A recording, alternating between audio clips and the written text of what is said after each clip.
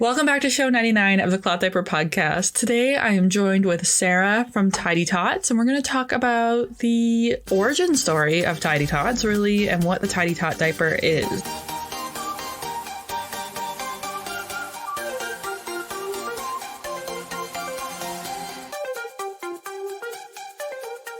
Welcome back to the Cloth Diaper podcast. My name is Bailey. I am the host of the podcast and a longtime cloth diaper educator, advocate, and content creator. I started out as a blogger some 6 years ago, and for the past 4 years, I've been hosting this space, which is the Cloth Diaper podcast, where we share stories from cloth diaper brands, retailers, and parents around the world. Today's episode is with Tidy Tots diapers. I first learned about Tidy Tots through Jennifer at All About Cloth Diapers, and this has probably been a long time coming. This is a cloth diaper brand that I saw and never really acknowledged. And now that I have the product in hand, I have all of the regrets about not loving and appreciating this diaper more. I have a girlfriend who is expecting a little one here this May, and I've actually tossed the Tidy Tots diaper into my demo kit for her because I really think it is an exceptional introductory product and something that her family and her partner would really embrace. There's a lot of conversation about the Tidy Tots diaper as maybe being not the best fit, but I think that comes from the perspective of using a certain type of diaper for so long. If you're new to cloth diapering, this is a fantastic choice to consider adding to your stash. But I shouldn't spoil all of the secrets, and I'll let Sara share her story and her experience coming up next. Today's episode of the Cloth Diaper podcast is brought to you by Humbird Wool. You might know Humbird for their wool diapering, for their amazing flats, and for their incredible supernova fitted diapers.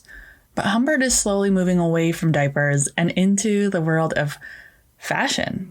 Humbird Wool is a slow fashion business making quality handmade clothing and accessories with sustainable fabrics sourced in the European Union. Experience fashion and comfort with handmade clothing, diapers, and wool products. Visit www.humbirdwool.com to shop a selection of custom merino jersey clothing with dozens of patterns and items that can be customized for your body, your style, and your size. Humbird looks to balance sustainable fashion with comfort and style. We have learned the Humbird story on the podcast, show 14. It's one of our early episodes with Dawn, and it's been so incredible to reach out and connect with Dawn about some of the changes that she's making at Humbird and some of the direction that she's going. For even more information, you can join Dawn and I on April 6, 2022 over on Instagram Live. We're going to go live and talk about sustainable fashion, talk about our Earth Day sale, and everything else that's going on with the Humbird business. If you're curious about wool for both yourself and your baby, this will be the great time to do it. Dawn's Earth Day sale will also be dropping early in the month of April, and I will have all the details on that. So be sure to follow us, Cloth Diaper Podcast, on your favorite social media platform, but especially over on Instagram. And Tidy Tots is a cloth diaper brand that has a little bit of an unusual story because you guys are not parents. Well, your mom was a parent, but you don't have kids. A lot of people come into this industry because they have a baby and then they find out there's a gap or they want their art on a diaper or there's some sort of niche there. But you guys got into this industry a little bit differently. Tell me about how that happened, why your mom decided to transition into away from software. I was reading an article this morning and she was in software into diapers. Yeah. And you're located in the US, right? Yes. Yeah. Yep. So we're currently in Albany, New York, upstate New York, if that doesn't mean anything. So we actually started, originally we were going to be a green tech website where we were starting a company where we would do articles discussing and weighing how green something actually was. Oh, okay. And, I don't know, for instance, is it actually greener to send a mail or an email? How much energy costs would go into, say, sending an email compared to the energy costs of sending a piece of paper? Mm-hmm. and kind of the lifetime usage and how that would actually impact as far as environmental. So you guys were kind of interested in life cycle analyses from the get-go? Yeah. And we were doing our due diligence, and we were actually looking for something that we could really have a big impact right out of the gate that people would care about. And we stumbled upon the cloth diaper versus disposable diaper. I don't even know if you want to call it a debate, but at the time there were conflicting articles about what was greener and how things actually worked out. And it was the science that was being put out at the time was pretty deceptive. I'm going to leave it at that. I'm not trying to like, score political points or anything, but it was pretty clear how people were looking at it would affect how it came out at the very end of what was better. So thought we would start by doing an article on this and then promoting a cloth diaper. Mm-hmm. So we got all these cloth diapers together. We sent them out to people. We had them, give us feedback on how they were using them and what they felt. Ultimate conclusion, which it was that cloth diapers weren't quite there as far as actual use for a lot of families. Now, that's not the best thing. So there were a few things that were happening, especially then with cloth diapers, where we found that people that started cloth diapering, the use started dropping off at about 3 months. And by that time, only around a third of the people that started cloth diapering were actually still cloth diapering. Yeah, that's a lot. I mean, to fill in the backstory, Sara had told me that you guys were doing some big focus groups and really trying to get to know the customer here to get this data that it had really, and life cycle analysis reports that come out of the UK right now have really kind of suggested it is a little bit iffy as well. Like, you're not really the first one to kind of draw this conclusion. So to find a way to solve this problem, right? Yeah. And so we said, well, the actual, the way we looked at it is cloth diapers were kind of a no-brainer. If you were in that mindset, I know a lot of people use cloth diapers for a lot of different reasons, from cost to how sensitive their baby's skin is to the environment, and but we said, well, this should kind of be a no-brainer for parents. I mean, if we turned around and everybody decided that they hated washing dishes and they're just going to use plastic plates from now on, the impact would probably be clear, and we'd probably be having this same discussion around this compared to that. At least that's the way I look at it. Yeah.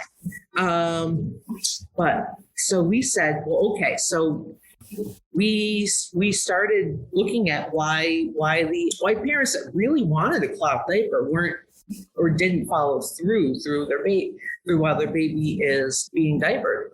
And we found some of the really big things were that when diaper rashes did happen, because cloth diapers, normally you have a lot less diaper rash, and there's a variety of reasons why. They really weren't able to use like creams and stuff like that with their baby, because even if they had liners, the liners were moving on them, and then it would get on the diaper, and then that would void the diaper warranty, and then they had to buy new diapers. Other thing was leaks were fairly common, especially when we started, especially around the legs and up the waist. And then the third thing really was, and I'm just going to give you a little visual here of when I was doing research, I ran across a YouTube video of a very nice gentleman explaining how easy it was to use a diaper sprayer as he was spraying out the inside of a diaper. And it was about a 2.5 to 3 minute video of just him trying to spray out one diaper,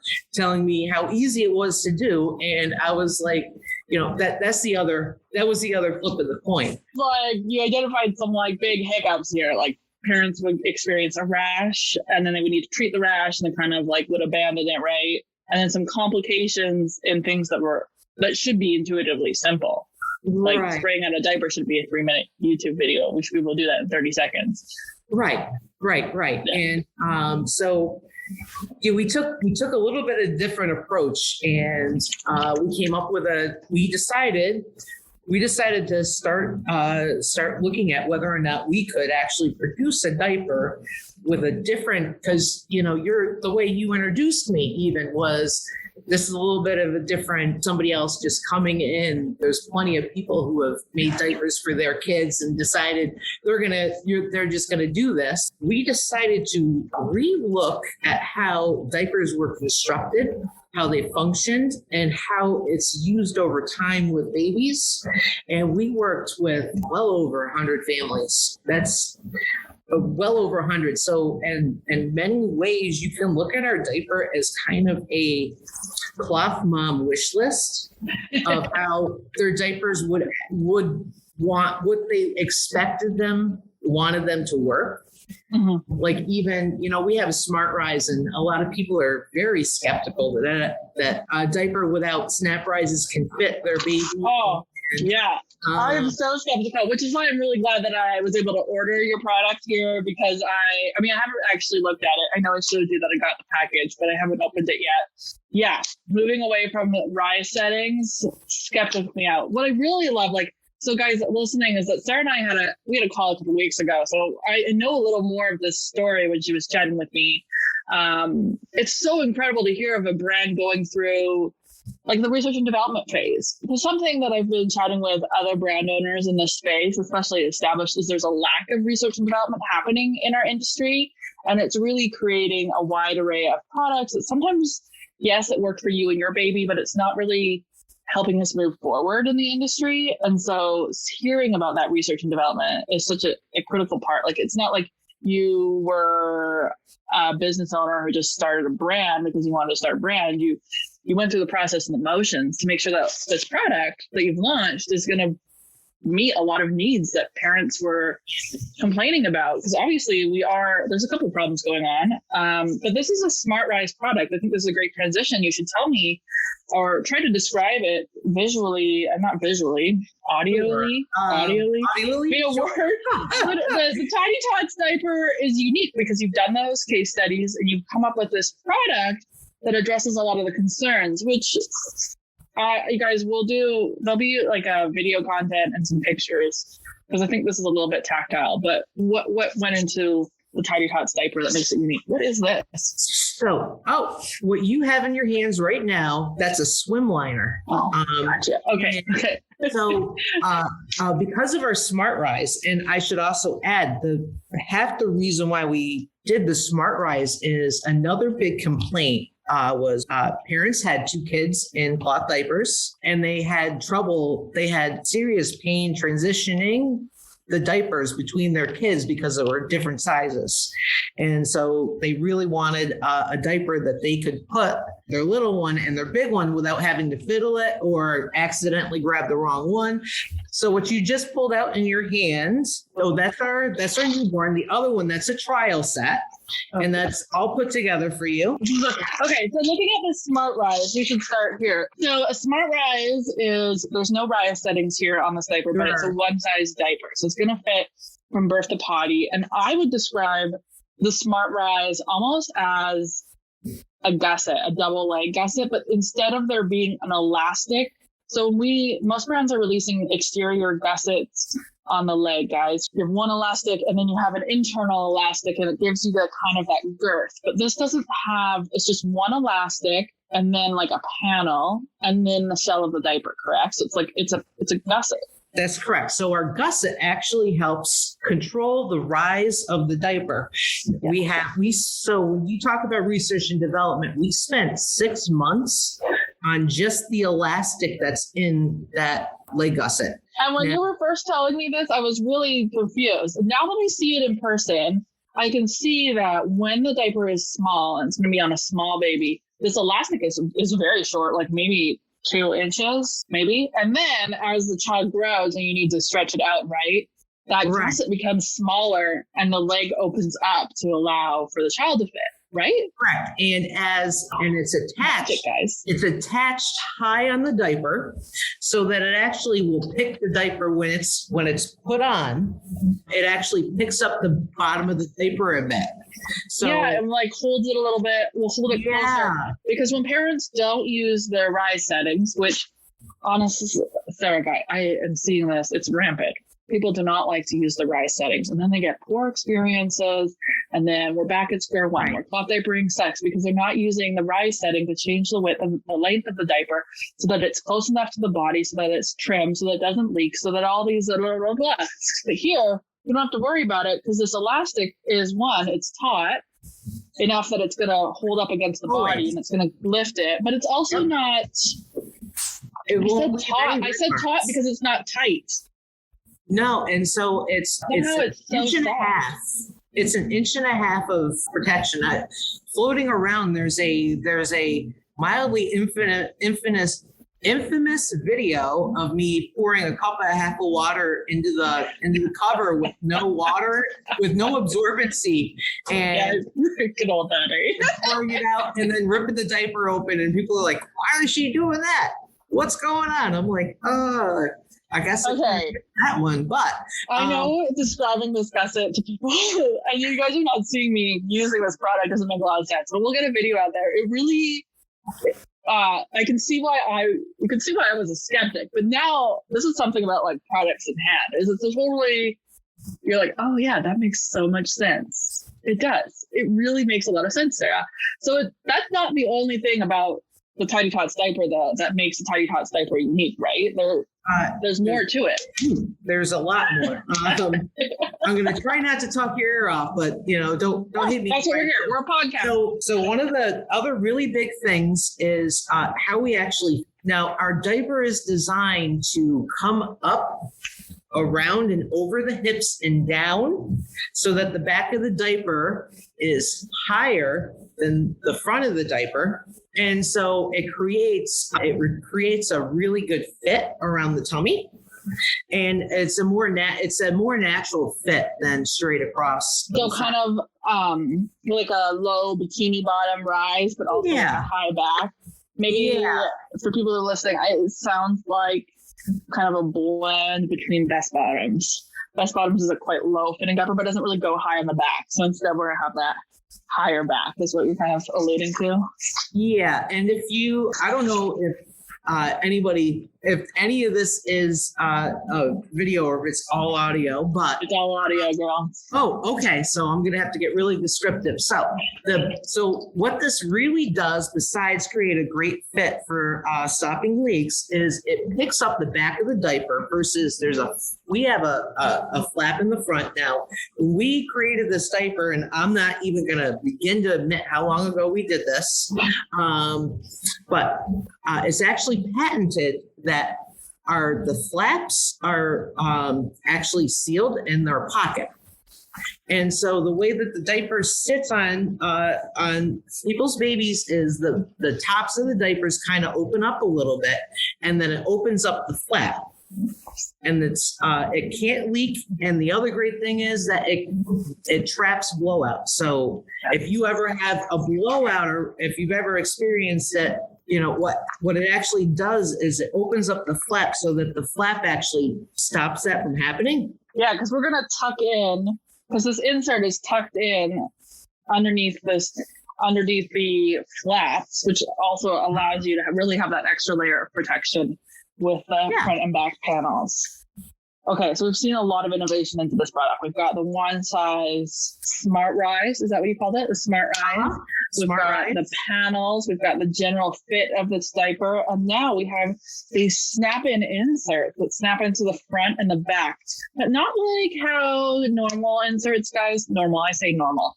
In the industry, a lot of this general standard would be one snap, front and back, and they snap in front and back just into the diaper. But we're talking about a double snap or snap in design.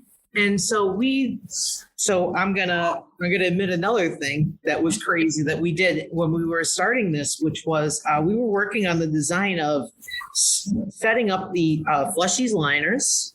So our liners that, they are biodegradable. If you're in some place that is acceptable, you can flush them. But we spent I remember, so when I talk about we worked with like 100 families, I'm talking about we sewed together different liners so that they would be big enough so that we could actually set this up and test different attachment systems. We're talking 10, 15 liners a piece times 100, sewing, cutting, and ironing it. So much development, hey?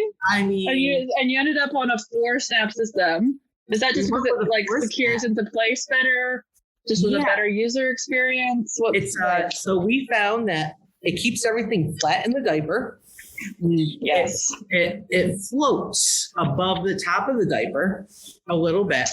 So there's a little bit of clearance. And then the other big thing about it is that our fleshies wrap around, and we have little on our diapers, we have little Velcro in the center that you can, if you just tap it, it'll allow you to snap it in on all 4 corners. And now what you do is you have a liner that is secured in 6 places. It's not going anywhere. They're never going to move on. No, it doesn't matter it doesn't matter if you're in the middle of a tornado. Well,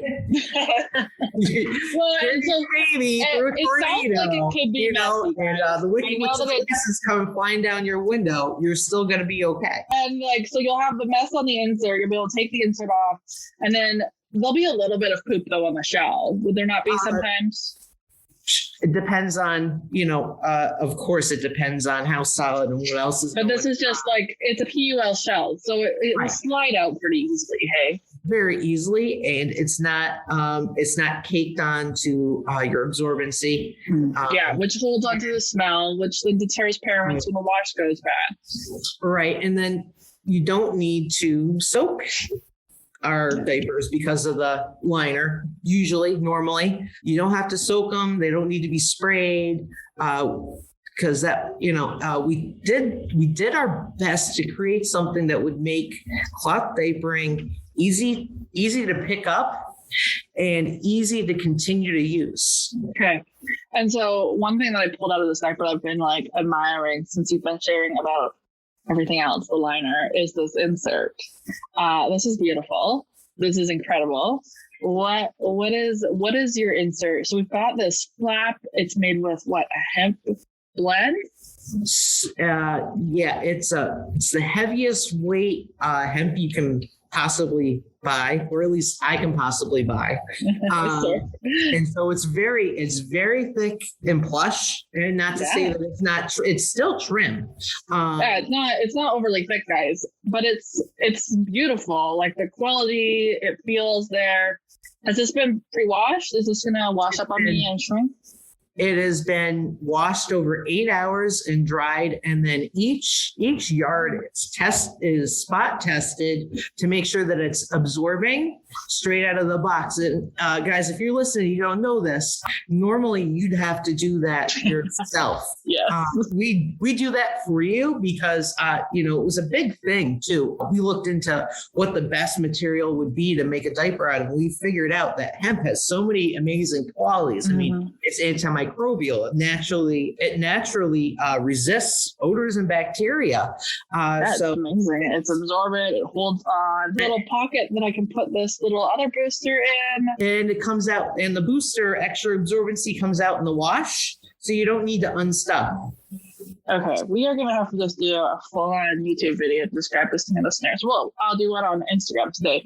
This is beautiful. I can see how much design and passion and research and development.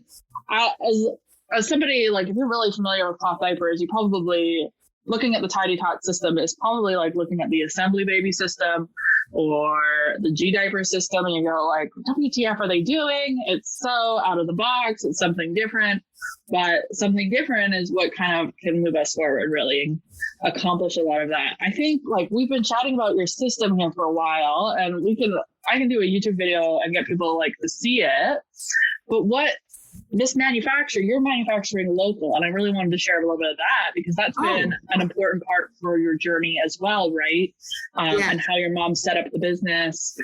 and what that looks like. So what does manufacturing local look like to you? Who are you hiring, and who do you want to hire? And how does that kind of, people should know about Tidy Tots? So Tidy Tots has a mission, and actually we have about two major missions, and one is making well, actually our real mission is to make the world a better place. We believe that cloth diapers are a great way. We found out how many diapers went into landfills. So, it's 10% of the landfills. It's the worst single-use product on the face of the planet. We said, okay, we're gonna work on that, and then we're gonna do that by doing good in our community. And we are made local. Everything is sourced. Everything that we manufacture is sourced within 100 miles of our facility. Well, actually, I'm going to say 150 just to be. I mean, you guys are pretty lucky that you're on the East Coast within the Quebec textile radius. Yeah, of course, we're made. We actually were using a lot of disabled employees. We had an amazing disabled workforce, or individuals with disabilities working for us, and we started picking up some people who were new to the country. I was very proud some of my employees became national citizens. Some of them are still here. We are a highly, highly inclusive company committed to equity for all of our employees and everybody that's involved.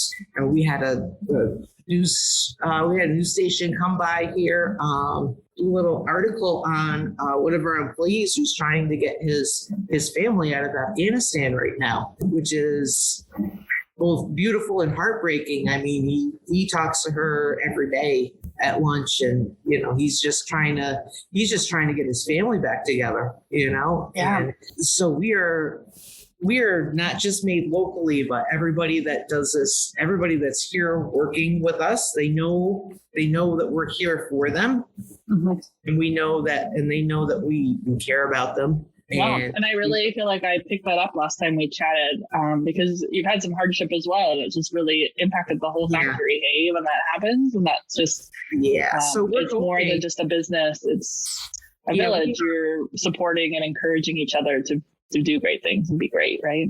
Yeah. So what Jen is mentioning is we had a very unfortunate series of events. We haven't been able to have a stable enough factory to bring our disabled employees back, even though they've been requesting to come back. So it's the worst situation. Most employers right now, they can't seem to find employees. And right now I'm going, I can't get well, for instance, I just had a sprinkler freeze and break and flood the floor 2, 3, 4 days ago. It feels like you guys are it's getting just with this series of unfortunate events, eh? Yeah, so we're trying to restart everything, get back into the swing, and hopefully start bringing those wonderful people back in. Yeah, one thing I was wondering, when you guys decided, so this has been a lot. This is a big project for you and your mom when you started. Hey, you're like, we're gonna do this kind of, maybe we'll do this LCA stuff, and then you discover diapering, and then you end up in research, and then now you're manufacturing locally, and you're manufacturing to support your local community. But when a lot of cloth diaper people go into this industry and they think, oh, I'm going to manufacture local, they discover there's nobody manufacturing locally, or nobody wants to take them on. It sounds like that your business, you opted to just build your own manufacturing. Oh, no, not. I'm so sorry I gave that impression. No, it's okay. Sorry, you're talking about a machine last time we talked. And so I was like, how did they get into, did they just decide to start it all up from the ground going? So a lot of it was we spent grueling amount of time, energy, and money getting the company up and going. We have a lot of adaptive machinery. I make some of it. We had another guy that was affectionately called the Diaper, who used to come in and help change machines and repurpose them for adapting to people's disabilities, so that they could perform operations. We're very blessed that our local government equipment. We had a lot of New York State agencies that were able to help us get different equipment. Like we got a Lawrence Award is what it's called. And it allowed us to get a machine that would put the Velcro on the diapers, so automatically, so that we could take that and we could give that to somebody who was an individual who was disabled, and they could perform that operation instead of having somebody that could really sew. And Okay. Sewing is an absolute dying art in the United States. Sorry, what is? Sewing. Industrial sewing, finding people that can do industrial sewing is extraordinarily hard, but we just kept on pumping. I mean, we were doing, like I said, we were sewing liners together ourselves. We Is it just kind of like more of a work at home mom evolution into a little bit of a cottage industry? Yeah, we were through our ability to show how different our product was, how much we could actually, how well it actually worked. We were able to convince a few places early on that they might want to actually manufacture for us. That ran into its own problems, and that's why we started manufacturing them ourselves. But it definitely wasn't a straight shot. I mean, like I said, I didn't want to mention how long we were doing this, but the original company originally was launched in 2012. Yeah, almost a decade. So now. that's 10 years ago. Yeah. We started. Oh, yeah, it's 2022. It's 2022. Yeah. Yep. I saw a video the other day when they were cracking on people made in the 1900s, and I'm just like, oh God. Yeah, I have been running 2021 on a lot of things still. So you've been in business 10 years. Where do you want to be in 10 years? Oh, so I did a little thing. Probably we talked about this when we last talked, but I was looking through seeing, how many people we've had into our little diapering family, and I kind of crunched some numbers, and I realized that Tidy Tots is nothing without our customers and the people that support us. The families that actually use Tidy Tots diapers and send us little notes when they make orders. I'm not gonna lie. That's a really easy way to butter your bread and maybe get a little extra thank you in your package. That's what I've been telling people all the time, guys. It's real people behind these brands. If you're just nice to them, you never know what happens. Through all of us working together, we had saved about 48 million disposable diapers going into a landfill. And I've probably spent the past 2 weeks or so trying to figure out how big that would actually be. 48 million, like we talk about, plastic bottles going around the moon and coming back, or how many times it circled Earth. Like, how much volume is 48 million disposable diapers? I don't know. But to answer your question, in 10 years, I'd like to see that at 1 billion or 2. All right. Well, there you go. That's a great number to have. Right. And if people want to try the Tidy Tots diaper, where can we find you? Where can we learn more about you? Shop with you? Absolutely. So tidytotsdiapers.com is our website. We're on Instagram. We're trying to start up TikTok a little bit. You've seen my face probably recently. And thank you for all the constructive criticism on how great I am at making videos. You'll get it, Deb. It'll be great. I'm sure I'll get it eventually, right? Or yes. maybe make enough money I can pay somebody else to do it. I mean, any video content, you got to start somewhere, and you keep showing up, and you learn, and one day you find your groove and your comfortability with it. All right, that wraps up show 99 of the Cloth Diaper Podcast. 99 episodes in almost 4 years. To learn more about the Tidy Tots diaper system, you can check out my personal blog, simplymombailey.com. That's where the review will be. be. But you'll also find the video content, if I've made it by now, over on the Cloth Diaper Podcast YouTube channel. And if you have any questions or you're itching to know more, definitely email me at bailey@clothdiaperpodcast.com or reach out on Instagram via DM. Next week will be our 100th show, and then we'll be chatting with Kindercloth, Peanut and Poppet, as well as Jill will be sharing her story of camping with cloth diapers during April's show. Earth Day is coming up around the corner, as well as the Great Cloth Diaper Change. So if you're looking for some great fun and excitement, April is the month. We'll also have the Real Nappy Week or the Cloth Diaper Week, I think April 25th through May 1st. So be ready to participate and join us in all of that fun. Maybe we'll talk more about that in show 100. So I'll see you next week. Bye.